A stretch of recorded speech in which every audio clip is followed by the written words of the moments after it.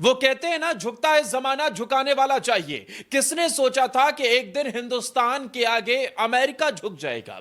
किसने सोचा था कि एक दिन भारत के प्रधानमंत्री की ताकत दुनिया की दूसरी सबसे बड़ी महाशक्ति भी मानेगी? और यह बात कोई आम आदमी या कोई छोटे देश का नेता नहीं कह रहा, बल्कि दुनिया का सबसे पावरफुल व्यक्ति इस बात को कह रहा है कि जब तक मोदी हैं भारत झुकेगा नहीं।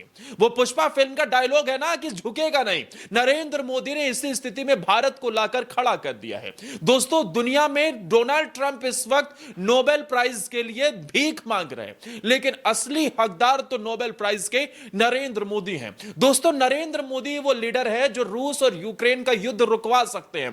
ट्रंप चाहे लाख कोशिशें कर ले, लेकिन ऐसा संभव नहीं है। मैं आपको बताता हूं क्यों। आखिर क्यों नरेंद्र मोदी के लिए पुतिन खुलकर उनकी तारीफ कर रहे हैं? आखिर क्यों पुतिन और मोदी के बीच होने वाली दिसंबर की मुलाकात यूक्रेन और रूस के 2 साल से ज्यादा से वक्त से चल रहे इस युद्ध की समाप्ति का समय हो सकता है, इस रिपोर्ट में आपको बताते हैं। दोस्तों, क्योंकि तस्वीर बदल चुकी है और यह तस्वीर सिर्फ भारत की नहीं पूरी दुनिया की है। रूस के राष्ट्रपति व्लादिमीर पुतिन ने सोची के मंच से जो कहा, उसने यह साफ कर दिया कि आज से दुनिया का बॉस कोई वॉशिंगटन में नहीं बल्कि दिल्ली के साथ लोक कल्याण मार्ग पर बैठा है। पुतिन ने कहा कि मोदी सबसे बुद्धिमान नेता हैं जो सबसे पहले अपने देश के बारे में सोचते हैं। सोचिए, ये शब्द दुनिया की दूसरी सबसे बड़ी परमाणु ताकत के राष्ट्रपति के हैं। और अगर कोई सोच रहा था कि भारत झुकेगा, दबेगा, तो आज यह संदेश साफ हो गया है कि भारत झुकने वाला नहीं, भारत झुकाएगा। दोस्तों, सोचिए, अगर नरेंद्र मोदी ना होते तो ट्रंप के सामने भारत के प्रधानमंत्री का क्या हाल होता? कभी भारत के प्रधानमंत्री अमेरिका के राष्ट्रपति के सामने यस सर किया करते थे, और आज नरेंद्र मोदी से हाथ मिलाने के लिए बाइडेन झुक जाते हैं। आज मोदी के सामने ट्रंप खड़े होते हैं तो फिर बाद में उन्हें अपने ही रवैये से पलटना चाहिए। दोस्तों, क्या नरेंद्र मोदी को नोबेल प्राइज मिलना चाहिए? इस बात से आप सहमत हैं? और क्या आप भी मानते हैं जो पुतिन कह रहे हैं कि मोदी के रहते भारत झुकेगा नहीं? अगर आप उस बात से सहमत हैं तो कमेंट में जरूर बताना। और अब आपको बताते हैं कि कैसे दुनिया अब भारत की ताकत मान रही है।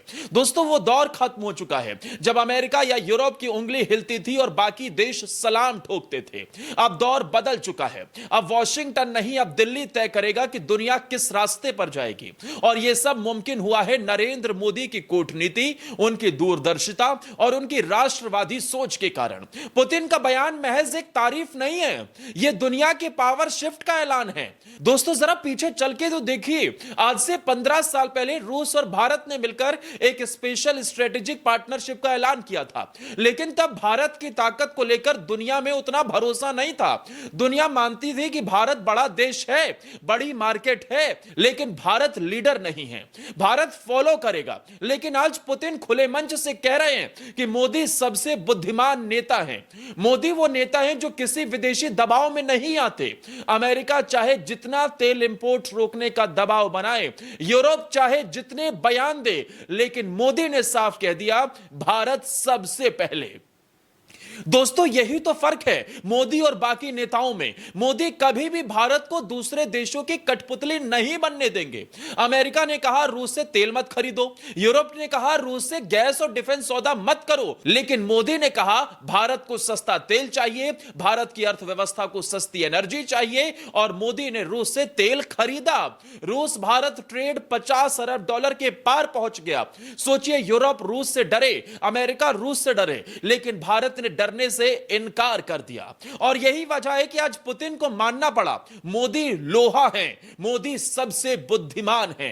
दोस्तों, वल्दाई डिस्कशन क्लब में पुतिन ने साफ कहा कि अगर भारत रूस से तेल खरीदना बंद कर देगा तो भारत को 9 से 10 अरब डॉलर का नुकसान होगा। लेकिन साथ ही उन्होंने भरोसा भी जताया कि मोदी किसी भी विदेशी दबाव में नहीं झुकेंगे। और यही तो मोदी का कमाल है। पुतिन ने यह तक कह दिया कि अगर भारत रूस से तेल भी नहीं खरीदेगा तब भी दोनों देशों के बीच में कड़वाहट नहीं आएगी, क्योंकि नरेंद्र मोदी और पुतिन की दोस्ती बहुत गहरी है और हमारी दोस्ती सिर्फ तेल तक सीमित नहीं है। मोदी ने दुनिया को दिखा दिया कि वैश्विक राजनीति अब एक तरफा खेल नहीं है। भारत अब दुनिया का निर्णायक खिलाड़ी है और इसे दुनिया को मानना पड़ेगा, और मोदी वो मनवाने में डंके की चोट पर जुटे हुए हैं। आज से 10-12 साल पहले आपको ले चलते हैं, जब भारत की सरकार वॉशिंगटन या बीजिंग की ओर देखती थी तो फैसले वहीं से तय होते थे।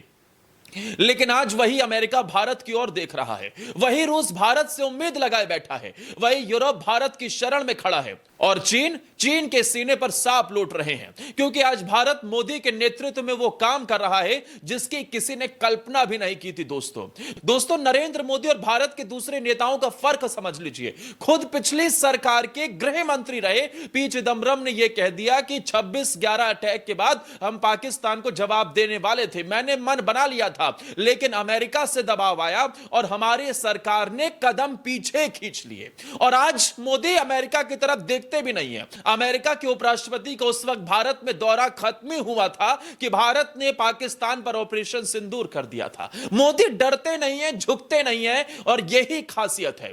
दोस्तों सबसे बड़ा सवाल यही है, क्यों पुतिन मोदी को इतना मानते हैं? क्या वो मानते हैं कि मोदी दुनिया के सबसे बुद्धिमान नेता हैं? जवाब है मोदी की प्राथमिकता। मोदी सबसे पहले भारत के बारे में सोचते हैं, और यही गुण उन्हें बाकियों से अलग बनाता है। अमेरिका का राष्ट्रपति ट्रंप हो या फिर पूर्ववर्ती बाइडेन, उनका फोकस अपनी राजनीति और चुनाव पर रहता है। यूरोपियन लीडर अपने अपने देश की लोकल समस्याओं में उलझे रहते हैं, लेकिन मोदी हर वक्त भारत के हित को दिमाग में रखते हैं।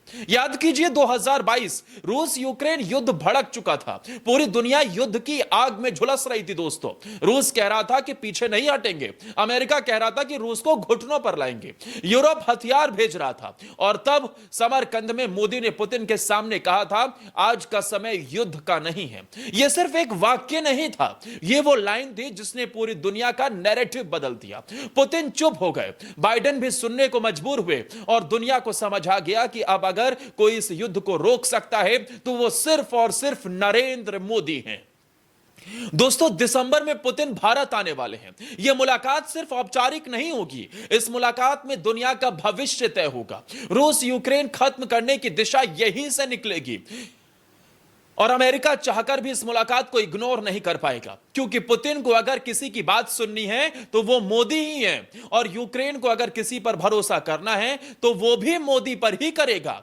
याद रखिए अमेरिका हथियार भेज सकता है, यूरोप बयान दे सकता है, लेकिन शांति सिर्फ मोदी ला सकते हैं। और यही वजह है कि दुनिया अब कहने लगी है कि मोदी ही ग्लोबल बॉस हैं, उन्हें इसके लिए नोबेल प्राइज मिलना चाहिए। दोस्तों एक तरफ डोनाल्ड ट्रंप हैं जो हर मंच से नोबेल प्राइज की भीख मांग रहे हैं, दूसरी तरफ इतना सब कुछ करने के बावजूद भी नरेंद्र मोदी ने कभी नहीं कहा कि हां मुझे आप नोबेल दो, लेकिन देश के लोगों को इसलिए आवाज उठानी चाहिए। हिंदुस्तान की एकता इस और होनी चाहिए कि देश का वो प्रधानमंत्री जिसने देशों के बीच में समझौते करवाए हैं, जिसने जरूरत पड़ने पर भारत का साथ दुनिया को भेजा है, जिसने कोविड जैसी वैक्सीन के जरिए से कई गरीब देशों का इलाज और उनकी जिंदगियां बचाई है, जिस प्रधानमंत्री के पैर एक दूसरे देश का राष्ट्रीय अध्यक्ष छूता है और कहता है कि आपने हमारी जिंदगी बचाई है, जिसके आगे बड़े बड़े नेता लाइन लगाकर सलाम करने के लिए खड़े हो जाते हैं, जिसे इस वक्त पीस कीपर पूरी दुनिया कहती यानी शांति दूत,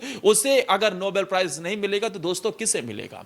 दोस्तों आज भारत का प्रधानमंत्री किसी एक देश का नेता नहीं रहा, वो पूरी दुनिया का नेतृत्व कर रहे हैं। चाहे कोरोना हो, चाहे भारत ने वैक्सीन भेजकर दुनिया को बचाया, चाहे G20 जहां भारत ने वसुदेव कुटुंबकम का मंत्र दिया, चाहे रूस यूक्रेन युद्ध हो जहां मोदी ने शांति का रास्ता दिखाया। मोदी ने हर जगह दुनिया को रास्ता दिखा रहे हैं, और यही वजह है कि पुतिन जैसे नेता भी मान रहे हैं कि मोदी सबसे बुद्धिमान है। सोचिए कभी भारत के प्रधानमंत्री अमेरिकी राष्ट्रपति से मिलने जाते थे तो कहते थे यस सर, लेकिन आज अमेरिका के पूर्व राष्ट्रपति बाइडेन भारत आकर मोदी के आगे हाथ जोड़ते थे।